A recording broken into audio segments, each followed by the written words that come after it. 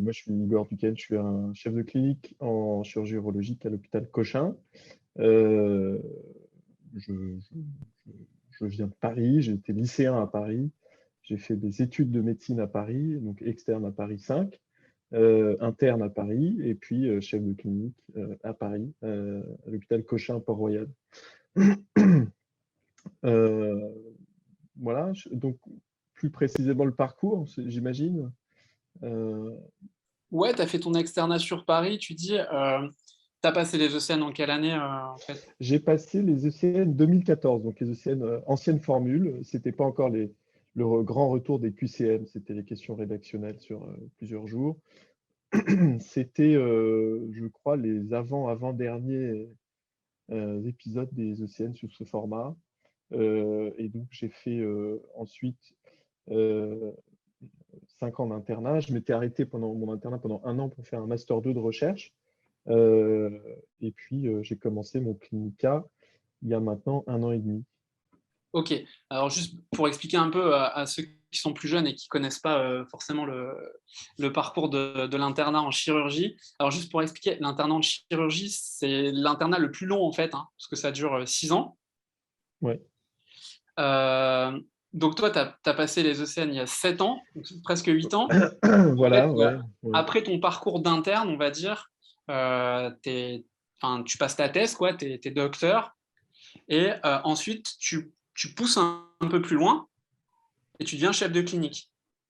Voilà, alors c'est une particularité de la chirurgie, c'est-à-dire que euh, maintenant tout le monde est spécialiste puisque ça fait maintenant de nombreuses années que la médecine générale est une spécialité et donc on peut poursuivre après l'internat par des postes dits de post-internat, soit sous la forme d'assistant spécialiste, soit sous la forme de chef de clinique, c'est-à-dire que c'est un poste qui est aussi affilié à l'université où on est responsable de l'enseignement des externes, etc. Et donc, en chirurgie, ce post-internat est obligatoire. C'est-à-dire que eh bien, chaque chirurgien, chaque interne de chirurgie devra, après son internat, faire 2 ans dans un hôpital, pas forcément un CHU, mais dans un hôpital, en fait, pour commencer à vraiment prendre en charge des patients de manière complètement autonome, et puis pour pouvoir prétendre à l'installation après. En fait, quand on passe la thèse de chirurgien général. En tout cas, c'était comme ça à l'époque. Maintenant, c'est directement filiarisé en chirurgie urologique. On y reviendra probablement. Et ensuite, au bout des 2 ans de post-internat, on obtient le diplôme ultime, c'est-à-dire le DESC de chirurgie urologique, le diplôme d'études spécialisées complémentaires en urologie. Ouais. Donc en tout, en fait, c'est un parcours qui dure.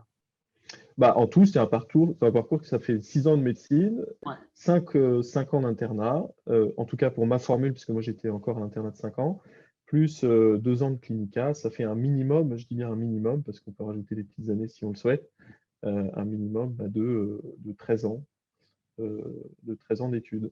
Ouais.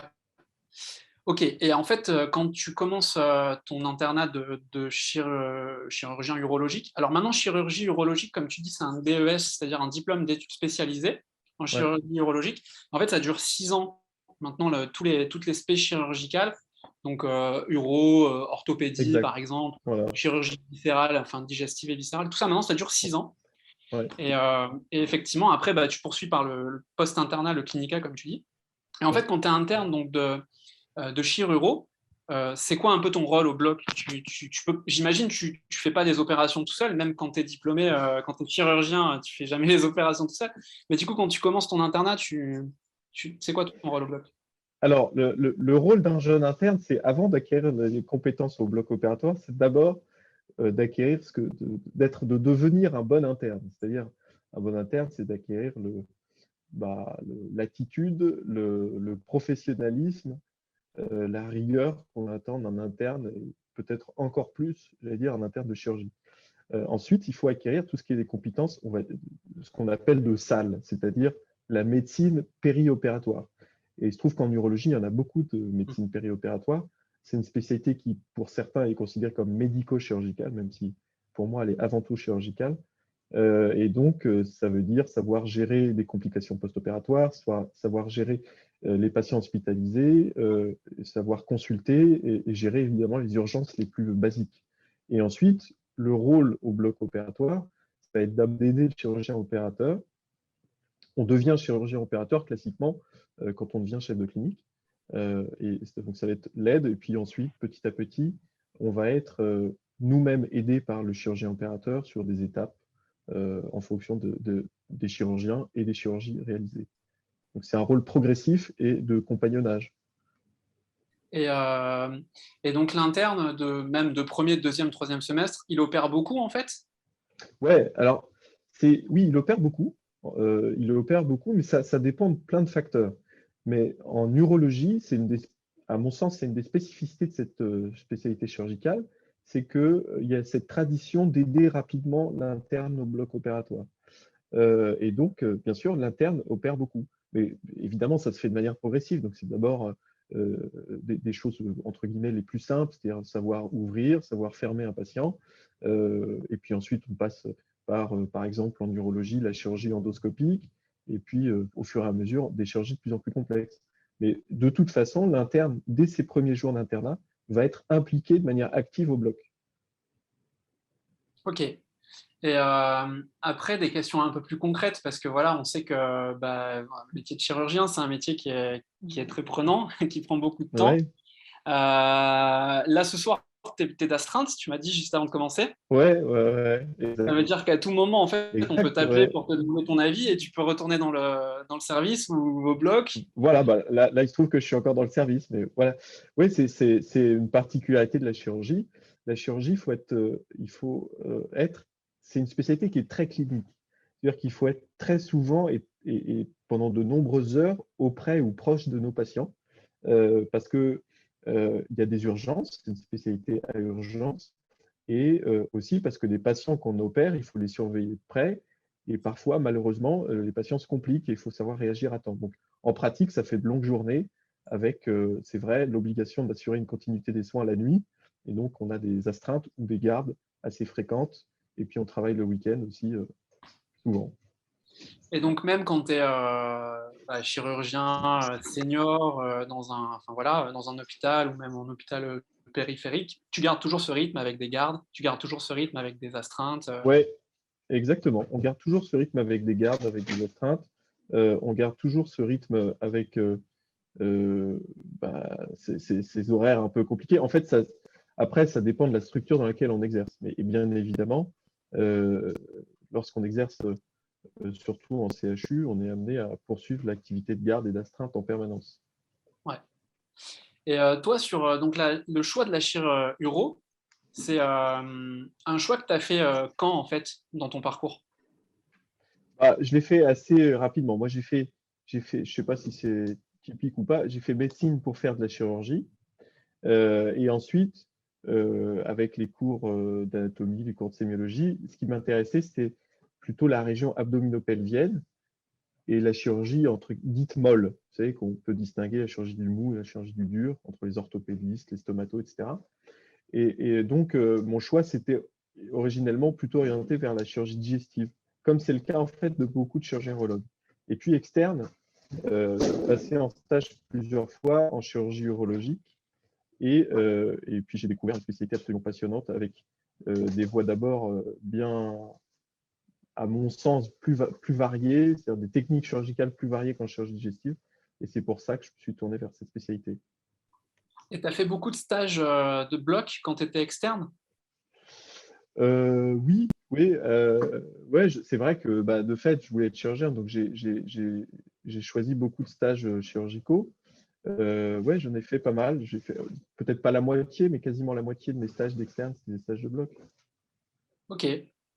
Alors, j'en profite juste pour rappeler à nos petits compagnons qui nous suivent, les téléspectateurs, je ne sais pas trop comment on peut dire. Surtout, Ouais, vous n'hésitez pas à poser vos questions. Voilà, vous pouvez poser toutes vos questions, vous êtes libres. On est en petit comité là ce soir, on n'est même pas une vingtaine. Donc, franchement, lâchez-vous, il n'y a aucun problème. On est là pour répondre. On est avec vous une bonne partie de la soirée. Enfin, une bonne partie. On est avec vous au moins jusqu'à 8h, 8h15, 8h30 si on pousse. Donc surtout, vous n'hésitez pas à poser vos questions si vous en avez à propos de la chirurgie urologique ou de la chirurgie en général. Bah tiens, tu vois, j'ai une première question de Chloé. Alors attends, est-ce qu'on pourrait avoir une semaine, ouais, une semaine type, ça représente quoi à niveau horaire entre le bloc, les consultations? Alors, la semaine type, il faut savoir qu'une semaine type d'interne et une semaine type de chef, c'est pas la même chose. Mais bah, je peux faire les deux. Une semaine type de chef, moi actuellement, j'ai une journée de consultation le lundi et ensuite j'ai le reste du temps, je suis au bloc opératoire. Alors, le bloc opératoire, généralement, c'est des journées complètes. Et donc, une journée type, ça, elle commence à 7h30 avec la visite de tous les patients. Ensuite, à 8h, on commence le bloc opératoire. Et généralement, on finit vers 17h, 18h parfois. Ensuite, on a des réunions, des staffs, par exemple la RCP pour les patients cancéreux. Et puis, ensuite, on termine la journée par la contre-visite, c'est-à-dire qu'on retourne voir les patients. Et puis, ensuite, si on n'est pas d'astreinte, on rentre chez nous, comme collègue que vous venez de voir. Ouais, donc du coup, tu as vraiment voilà, cette activité entre la consultation, l'activité de bloc et aussi l'activité de service au final. Ça fait quand même Bien sûr, ouais. une spécialité qui est vraiment assez variée et très complémentaire en fait. Ouais, ouais, ouais, c'est ce qui fait tout son intérêt, à mon avis. Après, évidemment, c'est ma journée personnelle, mais en fonction de son activité, de ses choix aussi, on peut augmenter l'activité de consultation ou alors faire des activités qui sont ni de la consultation ni du bloc. En urologie, on a plein euh, de gestes ou d'explorations qui peuvent se faire, par exemple les bilans aérodynamiques, les cystoscopies, les biopsies de prostate notamment. Ça peut rajouter aussi une activité en plus de la consultation et du bloc. Ok. Bah, il y avait une autre question de Eva qui demande c'est quoi les services dans lesquels l'interne doit passer pendant les 6 ans d'internat, ceux qui sont Ouais. obligatoires en fait dans la maquette et ceux qui sont conseillés en stage libre. Alors, bah, les stages obligatoires, il n'y a plus beaucoup de stages obligatoires. Ça a changé récemment avec la réforme. Les stages obligatoires, c'est évidemment les stages de chirurgie urologique. Et il y a les stages de chirurgie digestive. Il y en a deux qui sont obligatoires. Je suis d'astreinte, excusez-moi, donc ça Vas-y. sonne. Ah ouais, du coup, comme on disait, Ça hein, n'est pas, voilà, mais ça n'est pas urgent. Donc, il rappellera. Donc, euh, les stages, voilà, les stages obligatoires, c'est urologie, chirurgie digestive et chirurgie vasculaire. En tout cas, voilà, c'est ce qui est le cas pour l'urologie. Ensuite, il y a les stages qui sont très recommandés. Les stages très recommandés pour l'urologie, c'est des stages qui vont nous permettre d'acquérir des connaissances qui ne sont pas urologiques, mais qui vont nous aider dans notre pratique future d'urologue. Typiquement, c'est la chirurgie pédiatrique. Moi, j'ai fait un semestre de chirurgie viscérale pédiatrique. Il y a la chirurgie gynécologique qui peut nous aider, puisqu'on a des pathologies qu'on prend en charge en commun. Voilà, c'est ce genre de choses. ok. Bah, du coup, la chirurgie vasculaire aussi, j'imagine que c'est peut-être pour l'activité de greffe, de transplantation. Ouais, exactement. C'est vrai que j'en ai pas parlé. On n'en fait pas, nous, à Cochin. Mais effectivement, l'activité de greffe et de transplantation, la greffe, c'est avant tout une chirurgie vasculaire. Donc, euh, je le mets en silencieux, excusez-moi. Hop. Donc, Ok. Avant de répondre, n'hésite pas, hein, tu peux répondre, tu te mets en mute et nous on non, non, t'attend, hein. c'est non, non, c'est bon. C'est avant tout de la chirurgie vasculaire. Donc, effectivement, savoir coudre des vaisseaux, savoir réparer des vaisseaux, c'est quelque chose qu'on doit savoir faire en tant qu'urologue. Et c'est pour ça qu'on passe en chirurgie vasculaire. Mais même en dehors de l'activité de greffe, hein, on fait parfois des chirurgies qui se rapprochent beaucoup des chirurgiens vasculaires, enfin de ce qui est fait par les chirurgiens vasculaires, les curages lombo-aortiques dans les cancers de testicules, ce genre de choses. Donc, il faut savoir, il faut connaître les abords et les subtilités de la chirurgie vasculaire. Ouais. Bah, juste pour les plus jeunes qui nous suivent, peut-être, effectivement, on n'a pas commencé par expliquer qu'effectivement, bah, la chirurgie, c'était voilà, Bah, on n'a c'était pas, assez ouais. cloisonné. Et, et puis on n'a pas expliqué ce qu'était l'urologie, parce que l'urologie, même pour nos collègues externes, en tout cas les plus jeunes, parfois quand ils arrivent dans le service, ils ne savent pas vraiment ce que c'est. Alors la chirurgie urologique, l'urologie, c'est une spécialité avant tout chirurgicale, qui a une grande partie médicale et qui ne concerne pas que les hommes, comme ça peut être parfois pensé par beaucoup. Et ça concerne les hommes et les femmes, et ça concerne les pathologies du rein, des voies excrétrices urinaires, donc les urtères, la vessie, l'urètre, et puis aussi les organes génitaux, là pour le coup plutôt chez l'homme. Ça concerne aussi tout ce qui est problématique de prolapsus pelvien pour les femmes, et puis tout ce qui est chirurgie de la continence, l'andrologie, c'est-à-dire de la médecine et la chirurgie sexuelle de l'homme, et puis effectivement, tu l'avais dit tout à l'heure, l'activité de greffe de rein. Ouais. Donc c'est vrai que ça fait une chirurgie qui est vraiment très très vaste au final. Hein. Ouais, ouais, c'est très vaste. Et ce qui m'a attiré, c'est le fait qu'il y avait à la fois de la chirurgie carcinologique, donc pour des cancers, avec des patients lourds, avec parfois des situations un peu dramatiques. Et puis, il y avait aussi de la chirurgie fonctionnelle, c'est-à-dire, euh, je n'irai pas jusqu'à la chirurgie de confort, mais la chirurgie fonctionnelle, donc c'est une chirurgie dont l'enjeu n'est pas d'améliorer la quantité de vie, mais la qualité de vie. Et ça, c'est un enjeu qui est parfois un peu moins présent dans d'autres chirurgies et que moi, je trouve intéressant. Ouais. Et je t'ai pas posé la question tout à l'heure, mais du coup, tu me disais, tu as hésité un moment entre la chirurgie viscérale et Ouais, viscérale et digestif et la ouais, chirurgie urologique. Et en fait, c'est quoi qui t'a ouais. fait basculer vers le côté uro alors? Ah, c'est difficile, mais il fallait bien choisir à un moment. Non, Non, non, mais dis-moi c'est la vraie raison. euh, la vraie raison. La vraie raison. J'ai longtemps hésité. J'ai fait la moitié quasiment de mon internat en chirurgie digestive. La vraie raison, je pense qu'en chirurgie digestive, moi, c'est une chirurgie que j'adore, que je trouve magnifique. Mais il y a une chose où je me posais la question de pouvoir, je ne savais pas si je pouvais supporter le taux de complications qu'on a en chirurgie digestive. C'est-à-dire qu'en chirurgie digestive, bon, pour les externes, peut-être commencent à l'appréhender quand ils vont en stage, il y a un taux de complications qui n'est pas lié du tout à la qualité des chirurgiens, qui est lié à la pathologie qu'on traite, qui est assez important. Et donc, ça veut dire que dans sa vie, il faut apprendre à gérer des complications. Et c'est vrai que c'est quelque chose qui moi, bah, peut-être me faisait un peu peur, pour être honnête, et je voulais peut-être une chirurgie qui se compliquait moins. Ouais.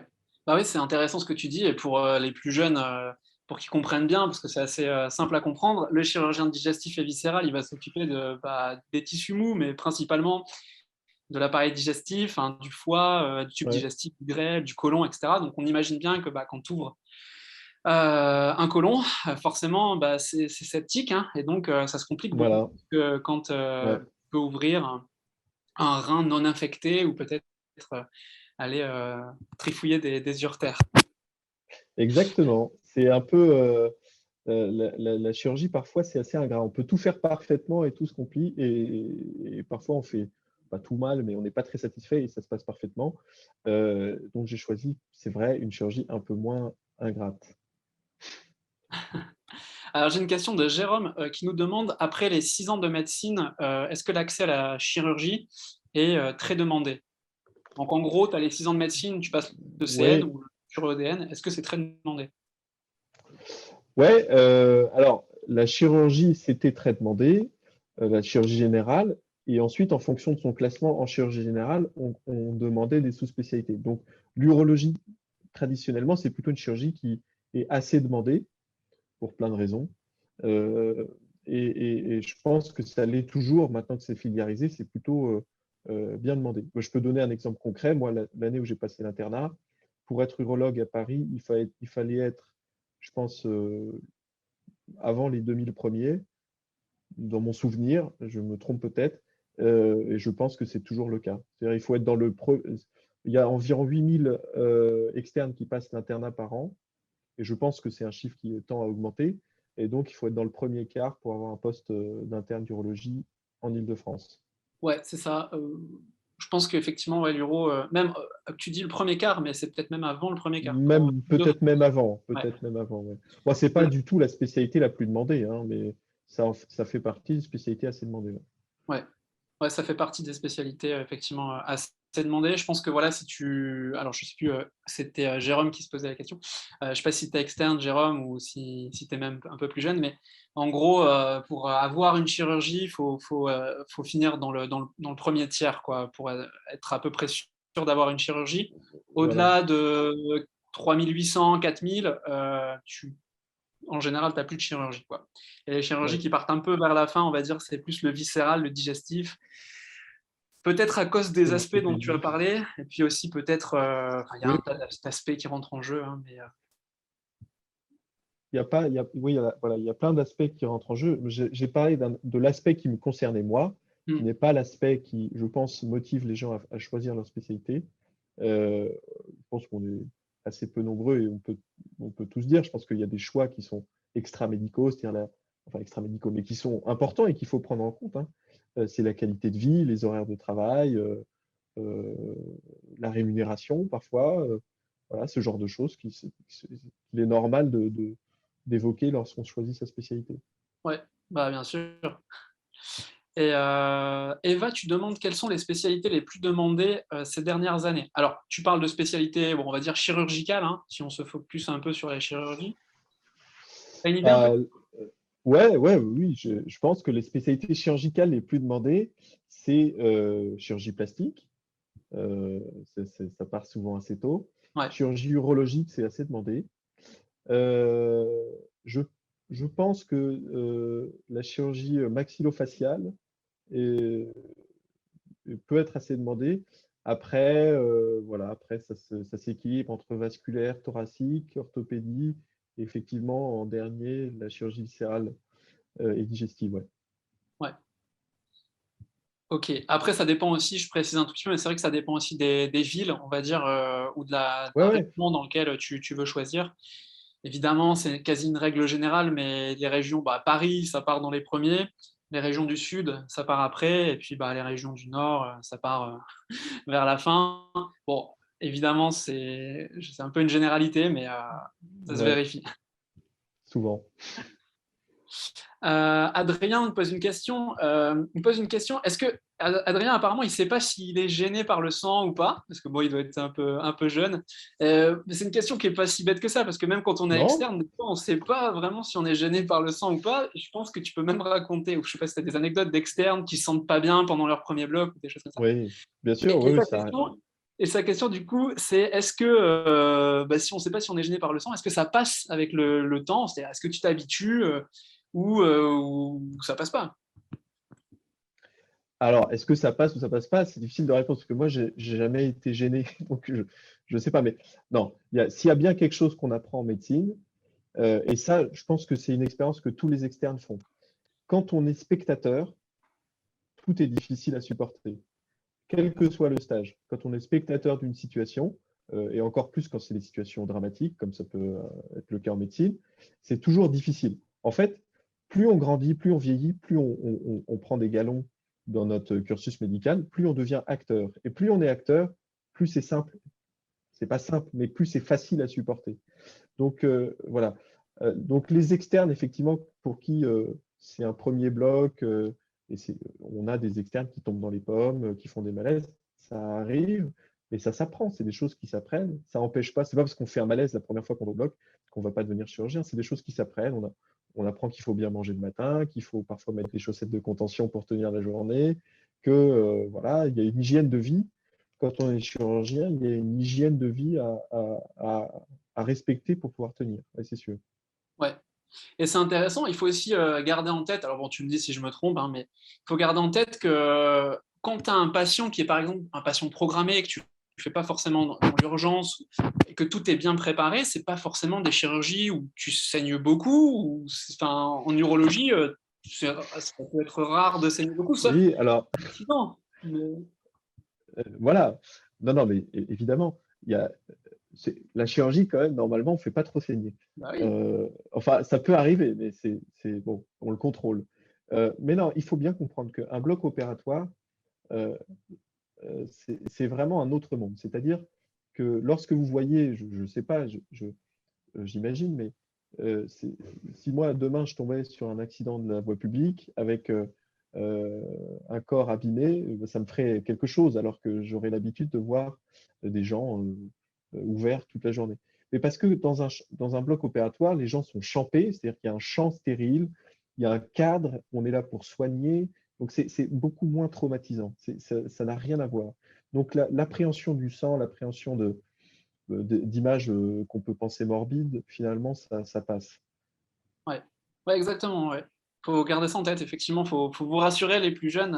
Ouais, Ouais, vous êtes vraiment dans un contexte où on est en train de faire un acte très technique, voilà, avec un, un patient, bien sûr, mais derrière un champ opératoire, c'est-à-dire vraiment un acte qui est euh, voilà, très, très cadré, très encadré. En fait, on n'a pas forcément cette notion de exactement. morbide, comme tu dis, ou un peu, c'est beaucoup moins choquant, en fait. Donc, vous gardez ça en tête et ne vous effrayez pas, et surtout ne vous réfrénez pas si c'est quelque chose qui vous Ah fait non, envie et qui vous passionne. Faut aller jusqu'au bout, hein, clairement. oui,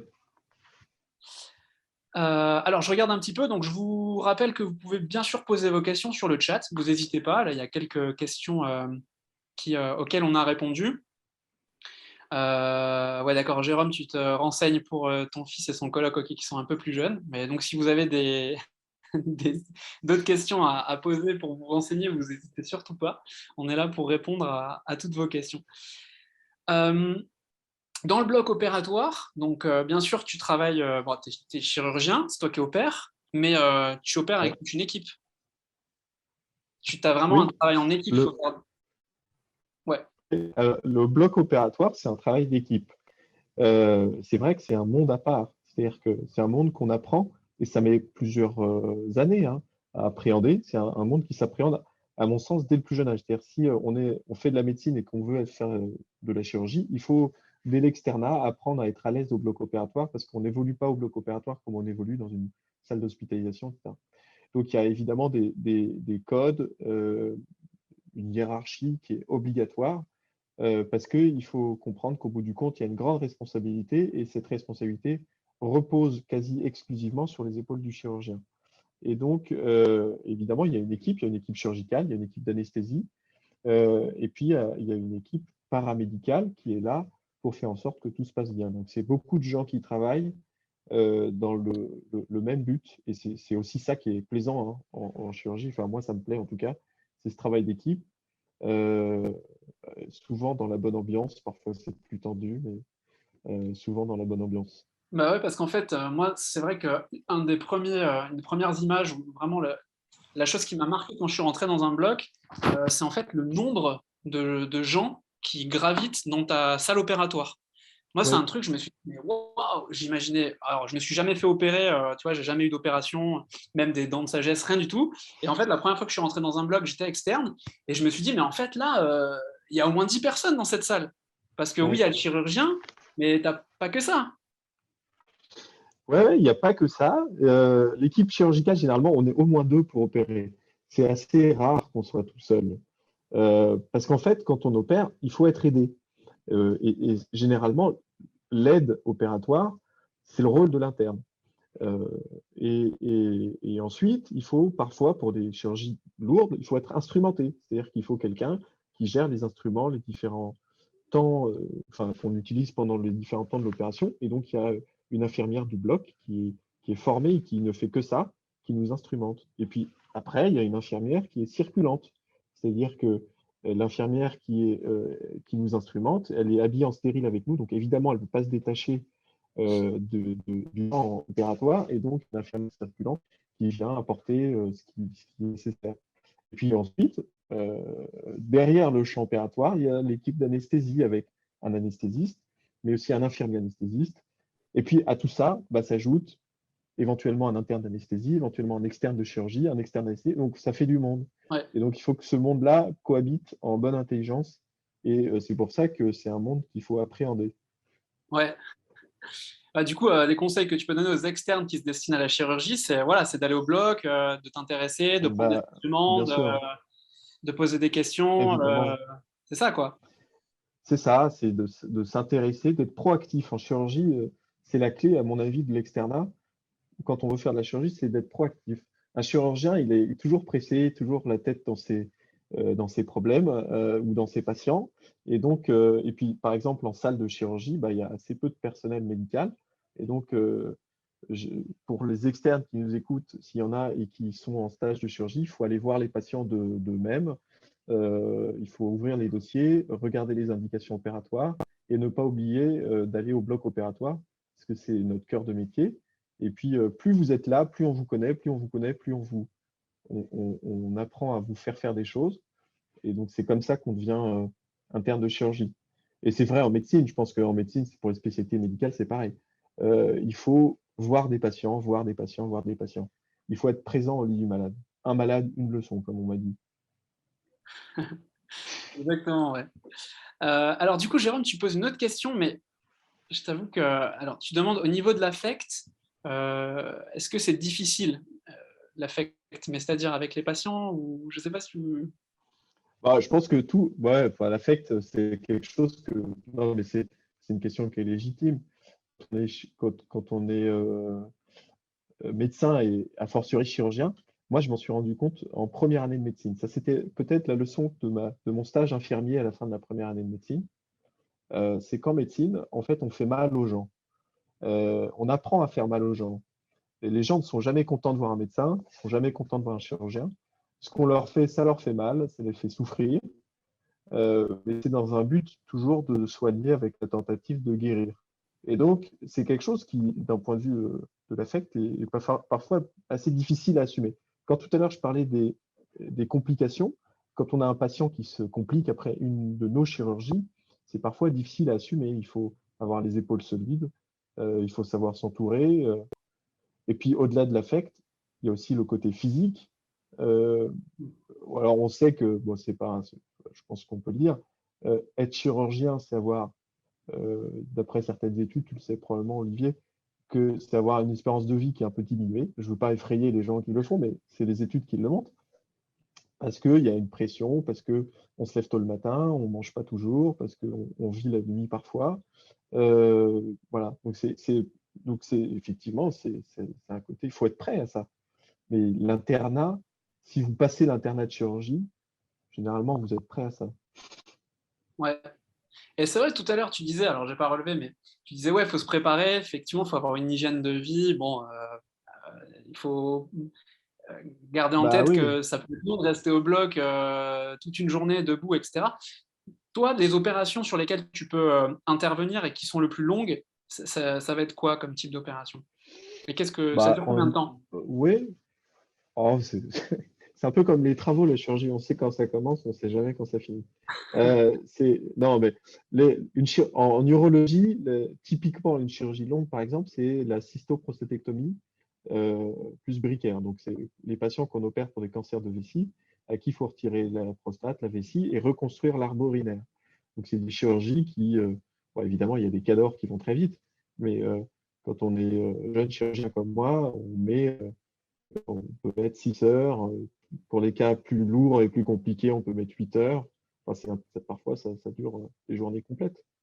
Et tu gères comment? Alors, un bloc de 8 heures, c'est énorme. Tu t'arrêtes pour. Comment tu fais pour aller aux On toilettes? s'arrête pas. Tu t'arrêtes pas, tu restes. On fait pas. On fait pas. Ouais. On fait pas. On s'arrête pas. Bah, ça fait partie de l'apprentissage, tout ça. Quand on est interne, on apprend.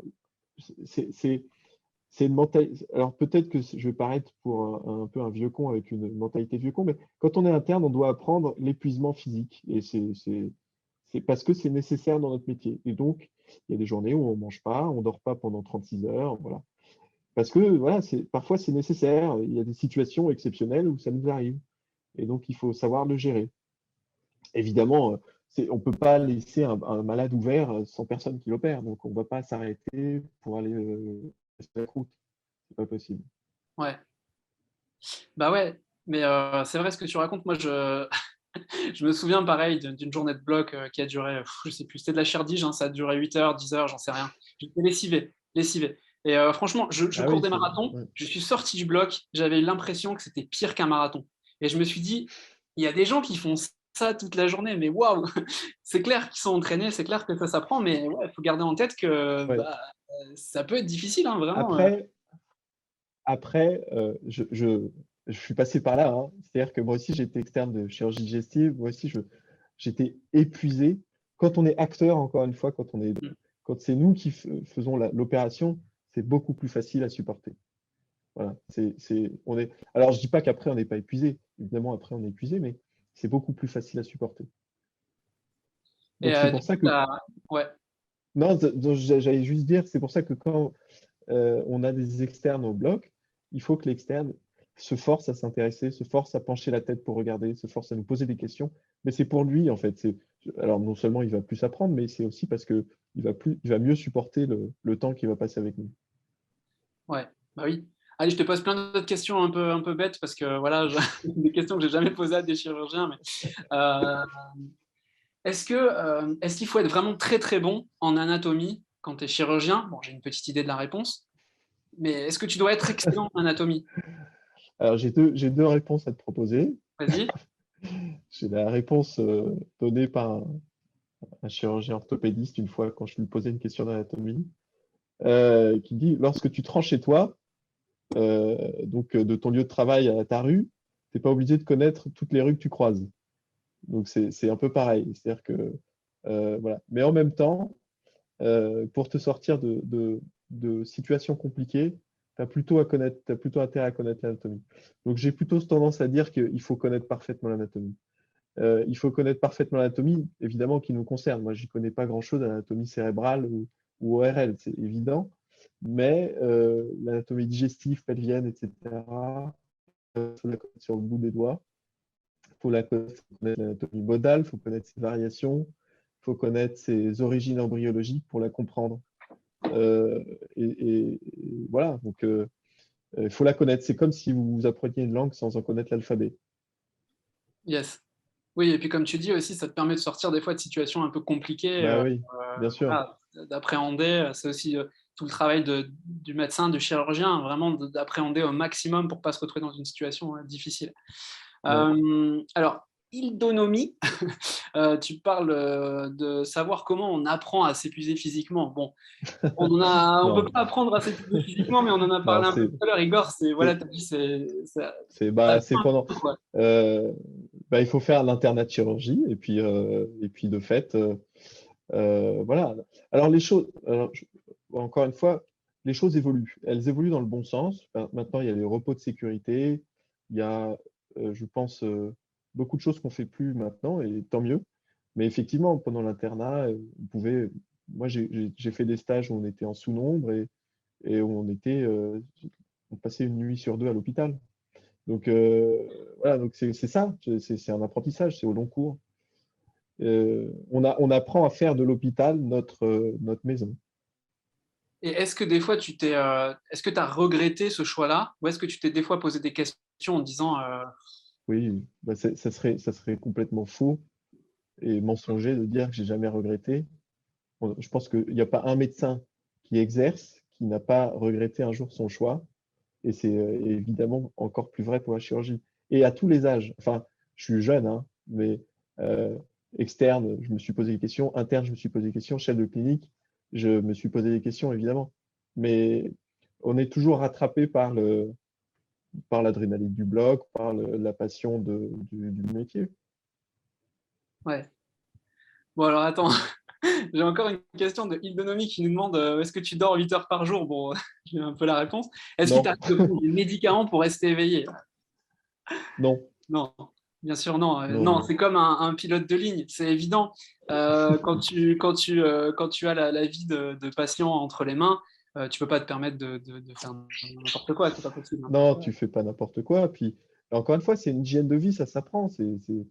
Voilà, il faut pas aller faire la fête tous les soirs. Il faut avoir une vie équilibrée. Enfin, après, tu sais, il n'y a pas une vérité. Je veux dire, chacun retrouve son équilibre, chacun a son fonctionnement euh, pour avoir une qualité professionnelle, enfin, un mode d'exercice professionnel adapté, quoi. C'est tout. Enfin, c'est en faisant qu'on apprend. C'est comme quand tu vous préparez, je ne sais pas s'il y en a qui préparent la première année de concours.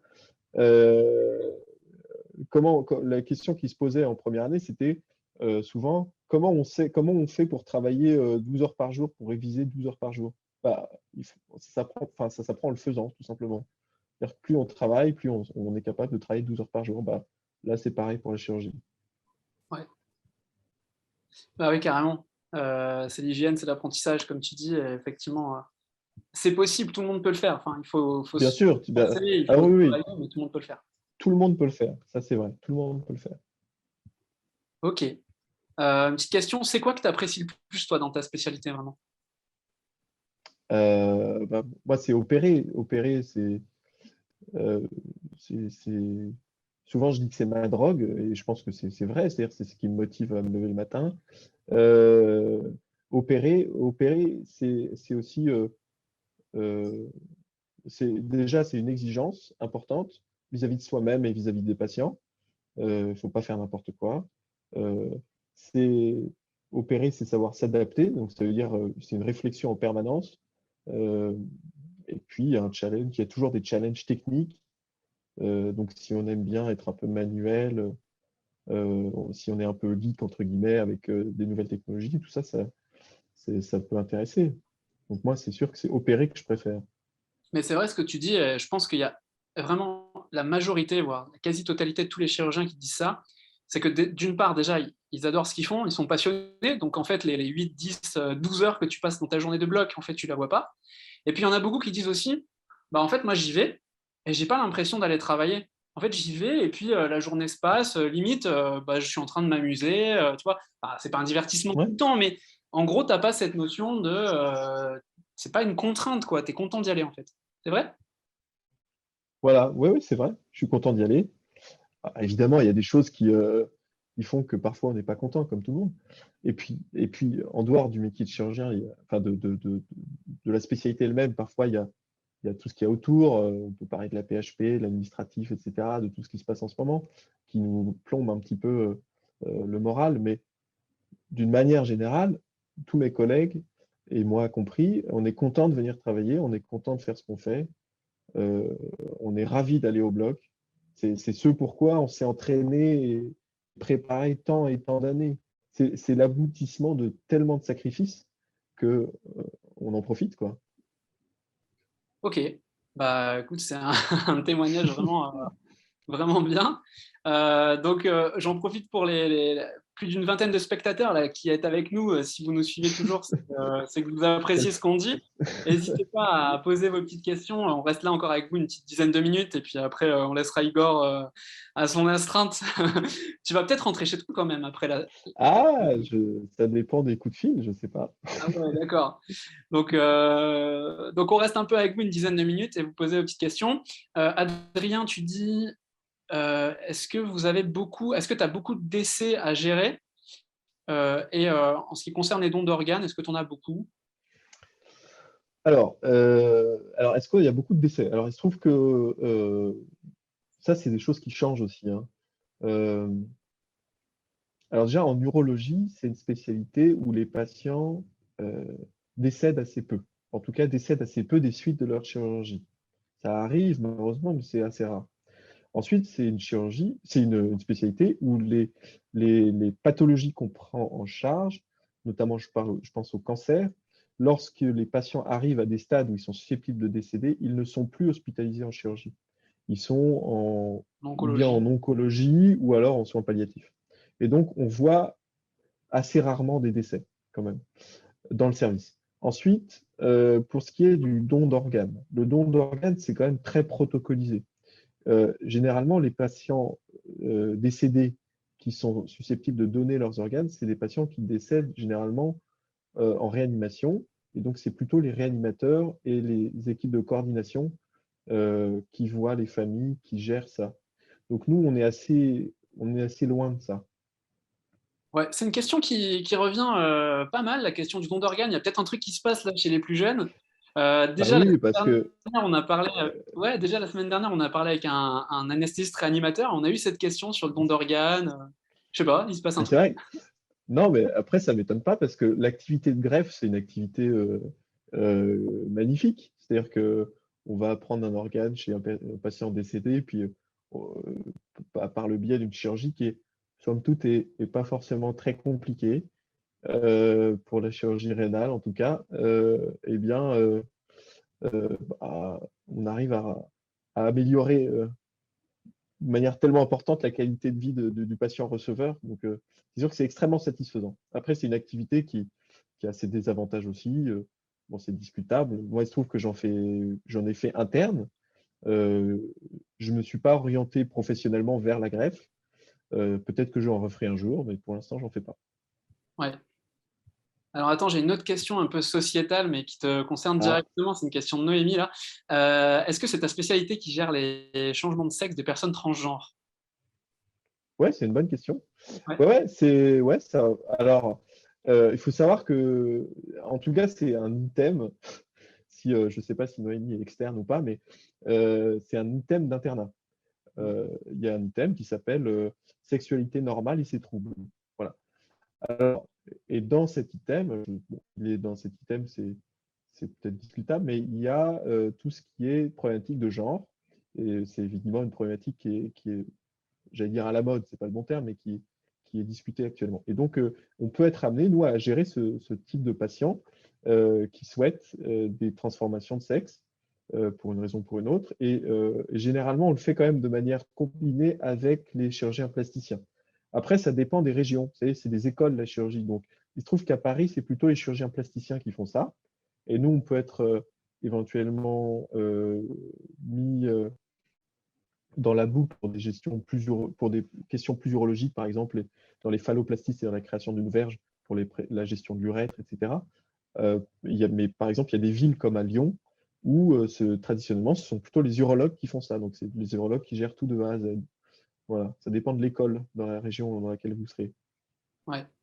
Mais c'est vrai que ouais, c'est une question intéressante parce que je pense qu'il y a des chirurgiens urologiques vraiment qui se spécialisent dans Bien la sûr, prise ouais, en bien charge de sûr. patients transgenres. Puis Ouais, c'est des techniques qui sont en train d'évoluer très très vite. Euh, exact. Enfin, tu me dis hein, si je me trompe, mais je pense Non, que non. ça commence à être assez bien au point, à exploser, ça va exploser quoi, dans les années à venir un petit peu là. Ouais, alors je ne sais pas si ça va peut-être que ça explose. En tout cas, la prise en charge de ces questions est en train d'exploser. Et alors, il faut comprendre que pour des questions aussi complexes, vous vous doutez bien qu'un patient transgenre ou autre pathologie, il ne faut pas que ce soit qu'un chirurgien qui le prenne en charge. Il faut que ce soit une équipe pluridisciplinaire avec un psychiatre, si besoin, un psychologue, éventuellement des endocrinologues, etc. Donc, vous voyez, c'est toujours des travaux, des prises en charge d'équipe Yes, dont on peut faire partie. yes. Ok. Alors attends, je prends une autre question. Ouais, donc c'est toujours Ildonomi. Toujours des questions sur le sommeil apparemment.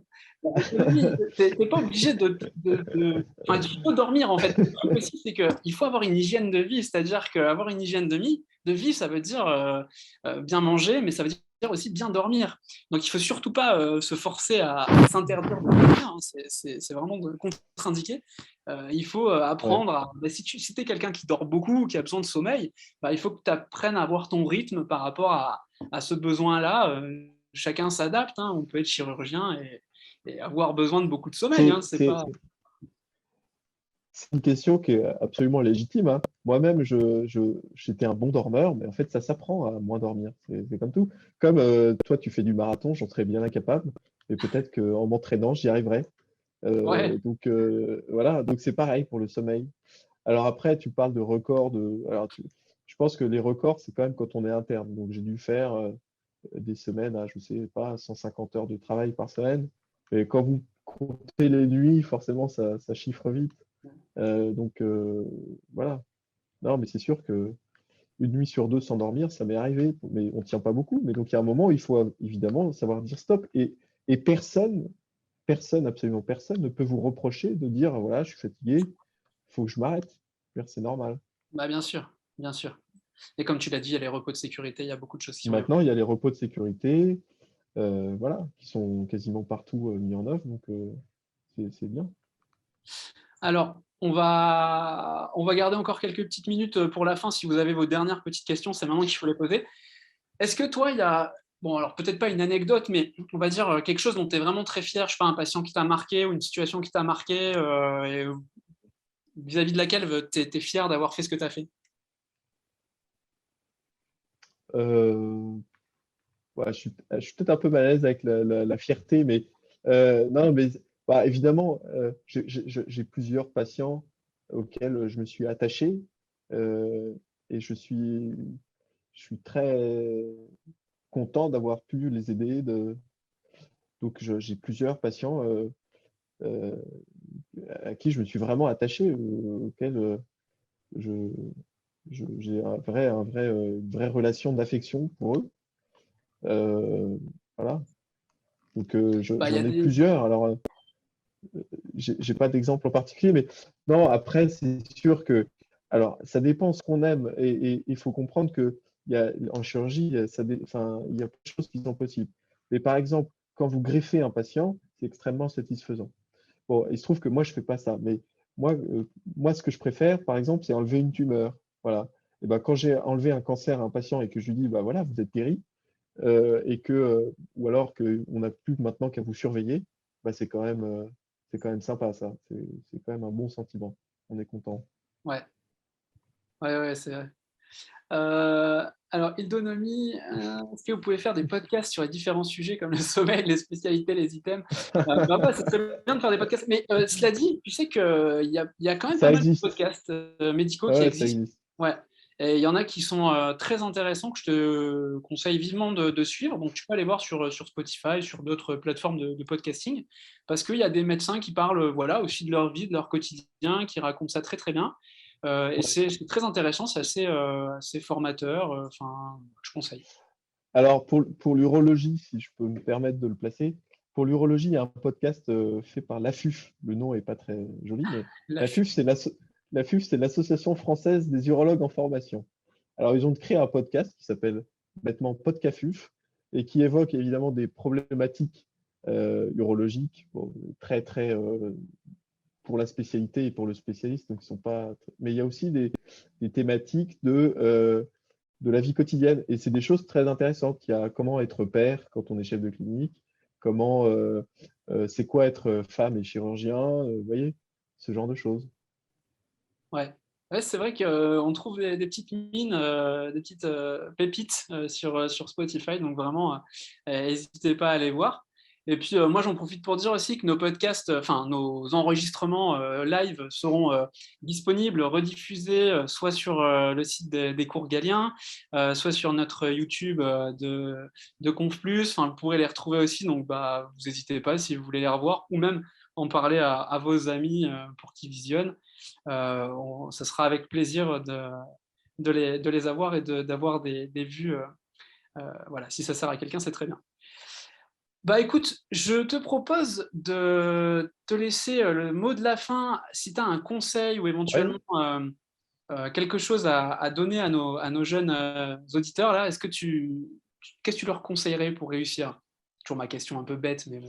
Ah, bah écoutez, alors, déjà, je veux dire une chose, c'est que pour moi, la médecine, c'est le plus beau métier qui soit. C'est cliché de dire ça, mais je pense qu'il faut toujours se le rappeler quand on a des périodes difficiles ou dans les études ou la pratique professionnelle. Et donc, c'est jamais une erreur de choisir ce métier.